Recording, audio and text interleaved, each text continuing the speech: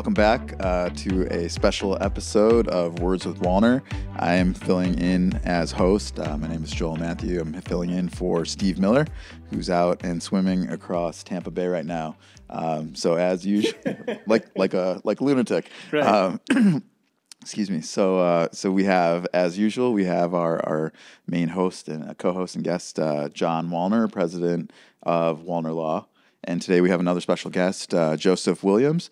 I don't know how to set this up because I feel like you're doing so much and so many different things, but part of it is activism, nonprofit, politics. There's a police tie-in, but how do you introduce yourself, Joe? Yeah. So I'm Joseph Williams, executive director of the Mr. Dad's Fathers Club.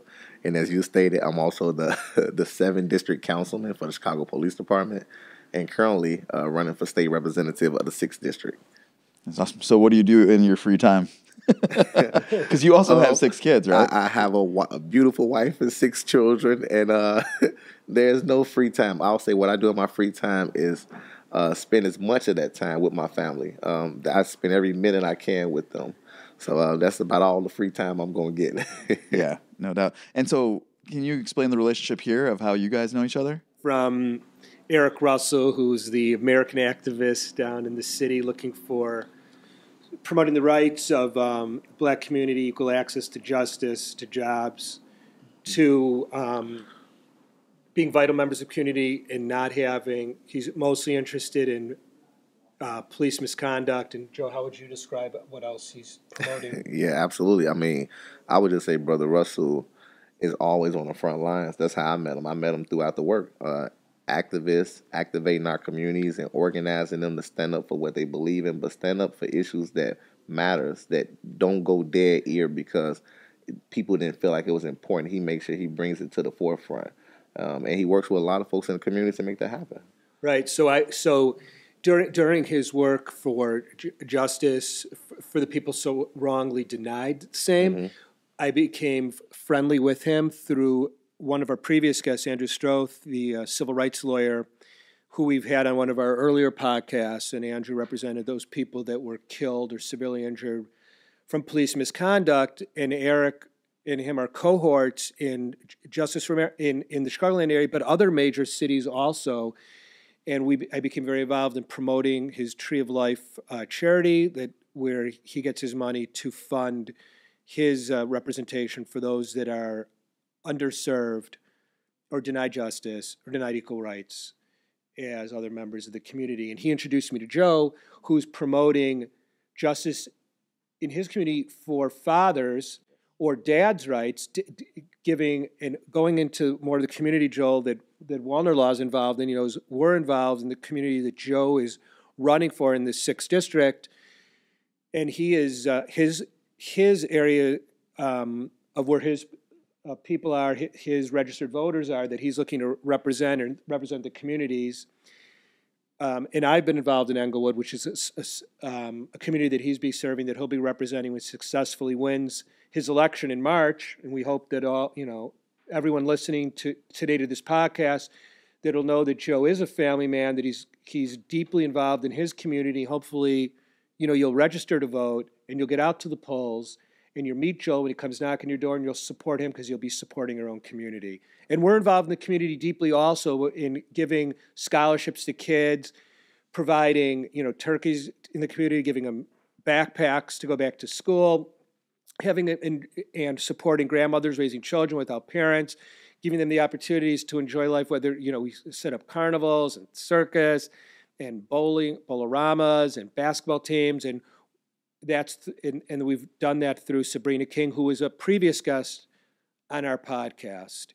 So we enjoy Walner Law giving back to the community for those that have been affected by poverty or just access to good paying jobs and whose family is fractured. And we're using a whole community to raise the children, which is most important. The future is the children. And as Joe's doing, getting fathers involved in the children's lives, giving them equal access to custody, to education and welfare decisions, to getting them involved in just having them in their house in the weekends or holidays, because fathers deserve equal rights to mothers in the raising of their children. And that's something that, Walner Law, in part of our pro bono activities and our charitable desires, these align with our values too. And because we are seeking equal representation and justice for our clients that have been wronged, so injured and hurt or have passed away as a result of someone's fault. So I'm glad to be surrounded by people like Joe and Eric Russell and our future guests, Carl West and Andrew Stroth, Sabrina King, all people that have come and spoke with us with Words with Walner. Right. Right. No, it's powerful to see what both you guys are doing in the community. So that tees up really one of the topics I want to cover is tell us about the Mr. Dad's Fathers Club and what the mission is and how that's going. Yeah, no, absolutely. So the Mr. Dad's Fathers Club was created in 2017, and it was really created to help get fathers active in their children's lives through mentoring and literacy. So when this program started, I started just volunteering at my children's school, and I was doing lunchroom duty, hallway monitoring, and one day the teacher needed to grade papers. I didn't know what to do with the classroom. I picked up a book and read a book to the class. And from reading that one book, the class loved it. They wanted me to come back. They said, "Can he come back?" I came back every week. Before you knew it, I had grown a base of 150 fathers because they said, "How can we get involved?" They started to hear about this. So we started doing Fathers Carnival. We went from the Fathers Carnival to mentoring and reading. And we're not just reading books. We're reading books to boost our babies' confidence and their self-esteem. So we're working around that social-emotional piece because our children need that. They need to feel like they can be somebody and that they are somebody. So that's what our program does. We run a summer camp every year with our youth. Maybe a few stories out there right now where I had youth that had been previously incarcerated, but now they're off in college and doing amazing with their life. The program is really focused on building our children and youth up and getting fathers a part of that process. Something that we know in a lot of our community is that you don't have as many fathers in the home. So what we're trying to do is not necessarily substitute that, but really help get fathers active any way they can because sometimes they don't know how they can get involved. My outlet was just going into a school volunteering. So now we're using this program as an outlet to say, hey, you ain't just got to drop your baby off and pick them up because they are doing this now. You can come and read a book. You can come and mentor a kid. Matter of fact, we got free tickets. You can go outside and take your children out somewhere and have a great time. So we're working with our fathers as well. So we want to make sure we look at it as a holistic approach where we're working with the children and youth and the fathers. And even with our summer camp, we ran that for the past 2 years with no budget attached to it. I literally put kids in my car and we went throughout the city. Every day was a field trip. They went down to Cook County Jail to meet a good friend, Judge Kelly, to see how the criminal justice system worked. They got a chance to go to City Hall and eat lunch with the entire Black Automatic Caucus and to sit there and have that type of experience. They continue to go to different spaces throughout the city. Some of them rolled past Chinatown, never been in Chinatown. So we had an opportunity to take them in Chinatown to have that experience. Go to Brookfield Zoo, go to the White Sox game. The ultimate goal is really just to tap in and make a family approach with everything. With me having a wife and 6 children, I understand the importance of fathers, and I just think it's something that we have to highlight here in our city. That's amazing, and kudos to you for doing that, especially just getting on the ground and doing whatever it takes without waiting for somebody else to do it for you. Absolutely. So what are some of the barriers you're facing with some of the dads to get involved, and why do you think historically have there been barriers for dads to get more involved in the community? Well, statistically, they would say that fathers aren't as involved, which I will say is not true. It's just, for me, a lot of fathers don't know how to get involved at times, right? We got to make sure that those doors are open at those schools to make sure that we're inviting families and fathers in to be a part of their children's lives through volunteering experiences. We just want to make sure that fathers have the opportunity. Even when we're talking about the court system, right? Just because you're not with the mother doesn't mean you shouldn't be able to see your kid anymore. We have to make sure that everything is equal across the board, that children have visitation rights so they can see their babies. We want to make sure that, it's a balance. And fathers play an instrumental role. What we know is the numbers say that when fathers are involved, children are less likely to do drugs, less likely to not graduate school, meaning that the graduation rate rises up more when you have fathers involved.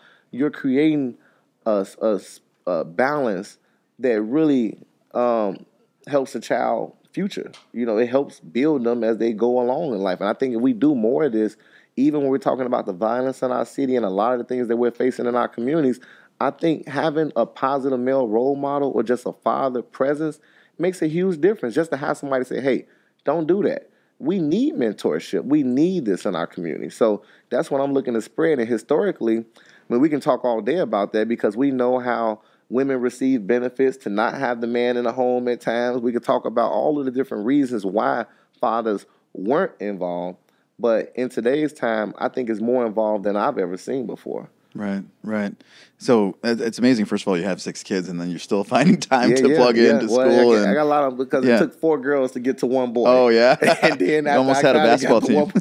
After I had the 1 boy, I got my 6th man, which is baby Josiah, which comes 8 years after. Wow. And he'll be turning 2 in March. Actually, he turns 2 on election day, March 19th. Wow. God bless your wife, man. I know, for real. That is real. That is real. So let's back up and talk some more on the political aspirations. And so you started off or got involved in the Obama campaign. So can you talk about that? So I actually started Obama campaign. You're absolutely right. I started back in 2008, I believe, when Obama ran. That was like my first activation piece a little bit. That was my first activation piece, getting on the bus, and they was taking us to Iowa, and we were out canvassing door to door, and it was one of the best experiences of my life. But honestly, getting involved in politics actually came from Cook County Board President Tony Preckwinkle. We stayed in like the projects in Bronzeville area, and she would come in those buildings with her long socks on and come knock on the doors. She wasn't scared of nothing. She would come knock on the doors and like give us her literature. I'm like, who is this lady? Like, what is she doing? She was just the alderman then. I'm like, man, that's pretty cool. Then I started seeing giveaways and certain events. I'm like, man, I want to do something like this maybe when I get older. Then I loved Harold Washington. I loved Dr. King. So all of these key people played a big role in just me playing in that civic service and just wanting to give back and making sure I do it. And from there, I really transitioned into the education realm. So I served on a local school council at Beasley, at Lindblom, and Jackie Robinson as the chairman, and served as the chairman of all of their PACs. And I worked to get Beasley a multi-million-dollar playground just by going to the board with other parents and saying we deserve to not just have dirt in the back of our school, we deserve to have a playground for our children to play in. So that was my first piece of activation and getting really into this. And then from there, I transitioned recently into the district councilman role because that was something that was really created as another layer to bring more police accountability, but also build relationships between the police and the community. And that's something I love to do. You can't sit on one side of the fence. When you go into these positions, you have to be very open-minded to how you can service everyone on both ends. And the biggest thing is building relationships between the police and the community. And now we lead into the role that I'm going for right now, which is state representative of the 6th District, which I believe is extremely important. As Mr. Walner stated, about just getting active and the registered voters. Right now we have about 110,000 folks in the district, but only 51,000 are registered. But only 7,000 came out the last election to vote. So it is very much important that we inform folks and get them out to the polls because this is the only way you can make a difference. And it goes beyond making a difference. We have to put people in there who has good intentions and who's coming with innovative ways to attack some of the issues that we're going with. Like we're talking about violence, but we know violence needs a job, right? We need to make sure our youth have job opportunities. We have closed schools throughout our district. We want to make sure that those schools are reopened and turned into community centers or mental health clinics so then people can get the services that they need. We want to make sure that we're investing back into our communities, and that's just what it comes down to.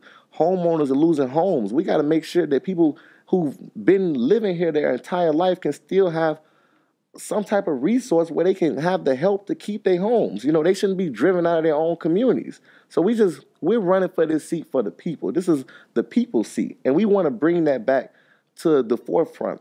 So many elected officials in today's time, they get there and they forget the people. They forget why they're in their seat. You got a lot of great ones, a lot of great elected officials, but you get some that gets there and they get comfortable and they forget why they're doing the job.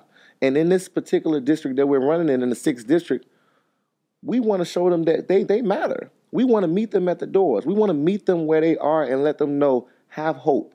We want to give them hope that it can be a better day, a brighter day when we all come together and fight for what's right. On my palm card, it says, father, fighter, and founder. Because I'm a father, I'm a fighter, and I'm a founder of an amazing nonprofit that helps create a movement that I hope to go around the world one day. Right, right. No, that's great. Thank you for the context. And how important, as you've been growing aspirationally, politically, and organizing and activism and partners with guys like John and Walner Law, how important have those partnerships been for your mission? It's very important. I believe in the work cannot happen without relationships. We have to make sure that we're keeping positive relationships with everyone, no matter if it's the Obama's Foundation, if it's Cradles to Crayons, if it's Mr. John Walner, who does amazing work in our communities. We're talking about someone who comes into our communities, as he stated, giving back on every level possible. We're talking about someone who represents the people when we're talking about personal injury, and we're talking about all of the aspects of what Mr. Walner's law group is doing. They're doing amazing work, and those partnerships matter because we need these partnerships as we continue to grow because we're growing together. We're focused on the same type of people, the same mission. We're doing the work. So those partnerships are extremely important. Awesome. John, any final thoughts? You know, I was saying we've been blessed, you know, Joel, in this podcast to bring people that are making difference in the community, that are partnering. There's so many synergies that are going on in the district that you're going to represent after your victory in this election in March. We brought on Tio Hardiman to take the steam down or the anger down in the community and violence interrupters. We brought in we brought in Captain Zimmerman of the Salvation Army to let the community know that coming out of jail that there is opportunities for growth to educationally, culturally, to come back into the community with a power job and reuniting with your family. So there's big money behind him and what their organization is doing. And we have another guest we brought on, Sabrina King, to talk about what her organization is doing in the community. And everyone is relying on each other. Joel is in his representation is relying on the synergies with the Salvation Army, with violence interrupters, with Sabrina King, grandparents raising children. Everyone's working together for the benefit of the community, but this guy's going to be doing it politically. In the district, using legislation and laws to gain his goals. And that's the only reason to go into the 6th District, to go into the People's House in Springfield to represent those people that need the law on their side also, with legislation that supports education, welfare, better schools, safety in the neighborhoods, police accountability, who we've talked about with Andrew Stroth very extensively when he came here and talked about the problems facing those in the community where the police have a tendency to first put someone in danger instead of diffusing the situation. And well, just as an add-on, Joel, we have right now coming to trial tomorrow, picking a jury, when 4 young black men were leaving a McDonald's. They're just hanging out in the McDonald's. They see a police car, so they left the McDonald's. They thought, the police are coming after them. They rode through a stop sign, went in a mile chase of like 60 miles an hour through the neighborhoods. The car crashed. We represent a young man who is paraplegic, and the city has already offered us $21 million as of yesterday. But it just goes to the fact that why are children unsafe? Why do they feel like they have to flee from the police? Why can't the police integrate themselves to the community and build trust? And all we're doing here is with Joe, the future House member of the 6th District, is listen to what's going on. Let's educate let's bring our communities together. Maybe these kids without fathers are thinking crime is the best way, are finding distrust, don't have a father figure in the classroom, in their education, in growing their brain to where it should be, instead of cutting off their growth, thinking that there is no hope, no future for me. And now in all these podcasts, we have brought all these people in that are supporting the community. And Walner Law, first of all, is blessed to be involved with these companies, and we are there for them in the community when their rights are wrong, when they're injured as the fault of others, when they face problems leading the community, that we bring them justice, we put money in their pocket, and we take this money that we earn, and we do bring it back charitably into the community to support all the organizations that Joe's involved with and others. And we're blessed. We're blessed to know Joe and all the other people we talked about here today. Right, definitely. And Joe, thank you for being on, and I commend you. I firmly believe like things in the community really start at home and with the nuclear family and with strong father figure and strong mother and strong families. But how can people get a hold of you or support what you're doing? So you can go to joe46district.com. That is JOE FOR, the number 6, then district, DISTRICT.com, joe46district.com. Visit our website, see our platform and some of the things that we're standing for. And then obviously the donation link is right there because we're going to need money to win this race. We need money to continue to build the momentum and get the visibility, get the name ID, making sure people know who we are, but more than anything, investing back into our people that's going to be on this campaign trail with us. Well, good luck to you. No, thank you. We support you, Yes, and sir. we're looking forward to having you as the new congressman for the 6th District in Illinois. That's right. Thanks for being on, Joe, and best of luck.